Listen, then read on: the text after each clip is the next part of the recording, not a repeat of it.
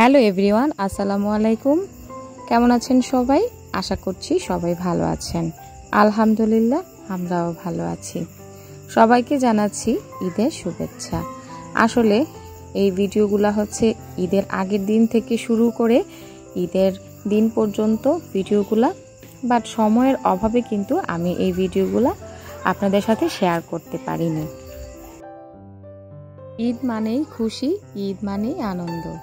এই আনন্দ কিন্তু সবার সাথে ভাগাভাগি করার জন্য। আগের দিন চলে গিয়েছিলাম বাচ্চাদের জন্য টুকিটাকি কিছু শপিং করার জন্য।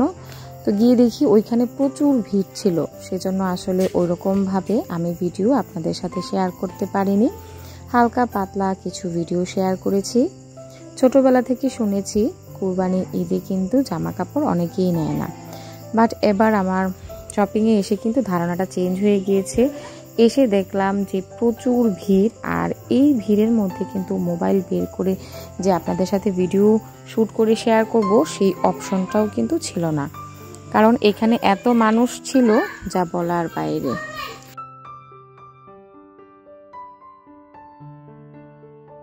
আজকের ভিডিওতে আমি যখন ভয়েসটা দিই তখন ছিলাম বাবার বাসায়, সেজন্য কিন্তু আশেপাশে প্রচুর আওয়াজ হচ্ছে। তা আশা করছি এই জিনিসটা আপনারা ক্ষমা সুন্দর দৃষ্টিতে দেখবেন। আর আরেকটা কথা বলি, আমি কিন্তু রাতের বেলায় গিয়েছিলাম শপিংয়ে। তো এইখান থেকে বেশ কয়েকটা জামা আমি চয়েস করে নিয়েছি। তো কি কি নিয়েছি সেটা হয়তো বা পরে শেয়ার করব। এখানে কিছু কুর্তি ছিল, কুর্তিগুলো কিন্তু বেশ সুন্দর ছিল। অনলাইন থেকে মেয়ের জন্য টুকিটাকি কিছু অর্ডার করেছিলাম, আর বাকিটা হচ্ছে শপিংয়ে গিয়ে কিছু কিনেছি। তো হয়তো বা আজকের ভিডিওতে সব কিছু একেবারে দেখানো পসিবল নাও হতে পারে, কারণ ভিডিওটা অনেকটা লং হয়ে যাবে, যেহেতু 2 দিনের ভিডিও। তো এইখানে এটা হচ্ছে কান্দিরপাড় মার্কেটে। তো এইখান থেকে আসলে আমি আমার বাচ্চাদের জন্য 2টা ড্রেস নিয়েছি।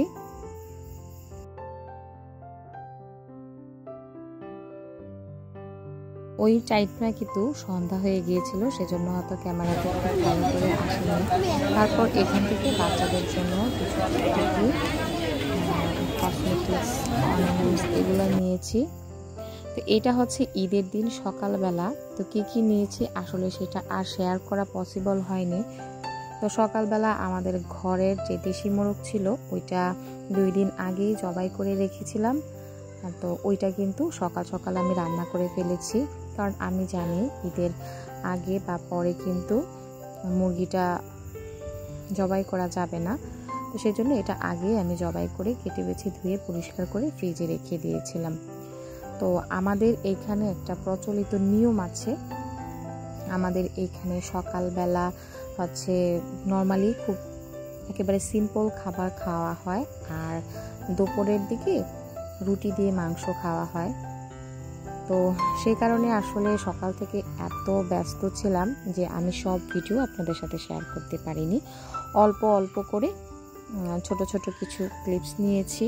তো এই তো এটা হচ্ছে আমার দেশি মুরগির একটু ঝোল করেছিলাম, আর এখানে আমি সামান্য একটু শুটকি ভর্তা বানিয়েছি। আমার কেন জানি না ওদিন শুটকি ভর্তা খেতে খুব মন চাইছিল, তো সেজন্য শুটকি ভর্তা বানিয়েছি।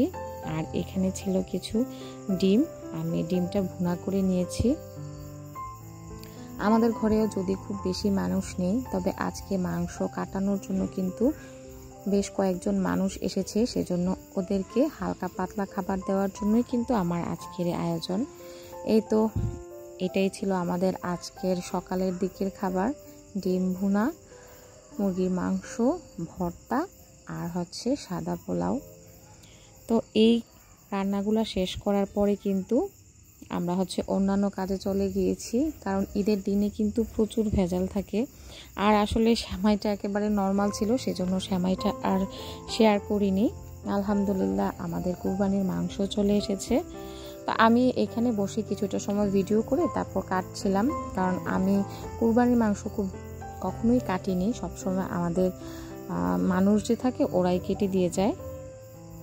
এই প্রথম আমার খুব শখ হলো যে আমি একটু মাংস কাটবো। তারপর মাংস কাটাকুটি শেষ করে চলে এসেছি রান্নার কাজে। তো এখানে হচ্ছে আমি কিছু মাংস ছোট ছোট টুকরো করে নিয়েছি। এটা সব সময় আমরা একটু ভুনা করে থাকি। এটা আমাদের আসলে ঈদের একটা নিয়ম বলতে পারেন, মানে প্রতিটা ঈদে কিন্তু প্রতিটা ঘরের মধ্যেই কিছুটা টুকিটাকি নিয়ম থাকে, তো ওই রকমই বলা যায়। তো আমি এখানে বেশ কিছুটা তেল দিয়ে, তেলের মধ্যে কাঁচা মশলা দিয়ে পেঁয়াজ কুচি দিয়ে দিয়েছি। নর্মালি আমরা যেভাবে মাংসটা রান্না করি সেটাই আপনাদেরকে একটু বলে নিচ্ছি। আর আমি কিন্তু ঈদের আগের দিন সব বাটাবাটির কাজ শেষ করে নিয়েছি, তাহলে হয় কি ঈদের দিন আর ঝামেলা করতে হয় না। আর আপনারা কম বেশি সবাই কিন্তু গরু মাংস রান্না করতে জানেন, সেজন্য আমি ওরকমভাবে আর শেয়ার করি না। আর আমরা কিন্তু ঈদের দিন বেশি পরিমাণ মাংস রান্না করি, কারণ যতই পরে রান্না করা হোক না কেন ঈদের দিনের মাংসর মতো অতটা আসলে কেন জানি না ভালো লাগে না, হয়তো বা আল্লাহর রহমত বলতে পারেন।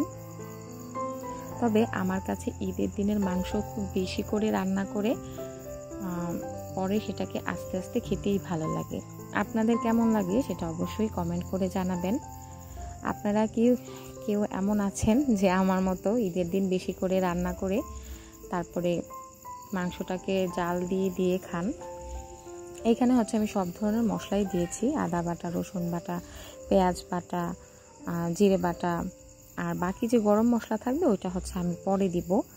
আর এমনিতে কিন্তু আস্ত গরম মশলা আমার দেওয়া হয়ে গিয়েছে। তো এটা খুব ভালো করে কষানোর পরে ওইখানে আরেকটা জায়গার মধ্যে কিন্তু আমি মাংস কেটে ধুয়ে পরিষ্কার করে রেখেছি। আর এখানে হচ্ছে আমি লবণ আগেই তো দিয়ে নিয়েছি, এখানে আমি পেঁয়াজ বাটাটা একটু অ্যাড করেছি, আর এখানে আমি কিছু গুঁড়া মশলা দেব।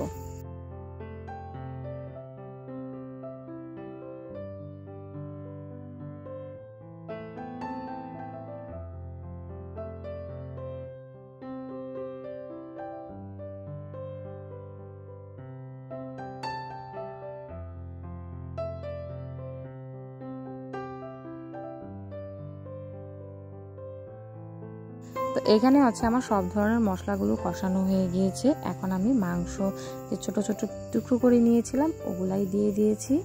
আর দেখেন পাশের একটা চুলাতে কিন্তু আমি পানি বসিয়ে দিয়েছি, কারণ চর্বির যে কাটাকুটি ধোয়া দাই এগুলা যে করতে হবে না, ওটা পরিষ্কার করতে হবে, সেজন্য আমি বেশ কিছুটা গরম পানি দিয়ে নিয়েছি।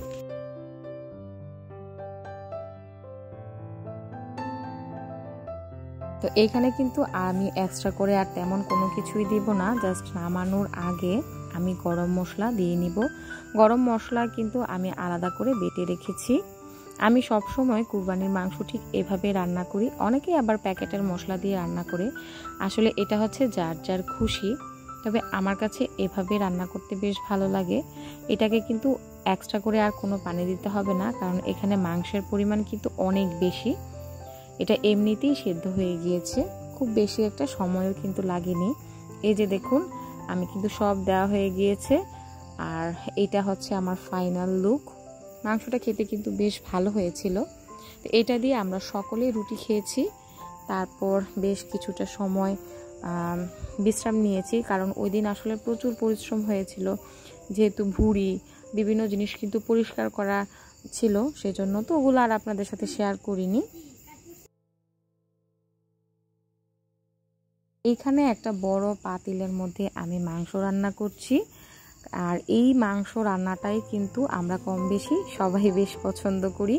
এখানে কিন্তু অনেক মাংস আছে, এই মাংস এখানে প্রায় 10 থেকে 12 কেজির মতো হবে মাংস আছে। আমার মাপ দেওয়া হয়েছিল বাট আমি ভুলে গিয়েছি।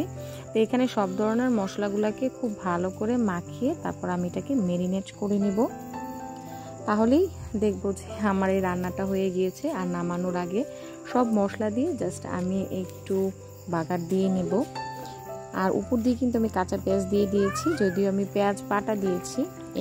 এই ছিল এটা আমার ফাইনাল লুক। কেমন হয়েছে অবশ্যই কমেন্ট করে জানাবেন। তো আরেকটা কথা আছে, আমি ঈদের দিন কিন্তু কোনো মেহেদি দিইনি, যেহেতু প্রচুর কাজ করতে হবে, সেজন্য আমি ঈদের পর দিন যখন বাবার বাসায় এসেছি তখন কিন্তু মেহেদিটা দিয়েছি। এই হচ্ছে আমার মেহেদি দেওয়া, আর ওইখানে হচ্ছে আমার ছোট মেয়েও কিন্তু মেহেদি দিয়েছিল। এই যে বাবার বাসায় যাচ্ছি, আমার বাবার বাসা যেহেতু গ্রামে, সেজন্য ভাবলাম আপনাদের সাথে গ্রামের কিছু ভিউ শেয়ার করি।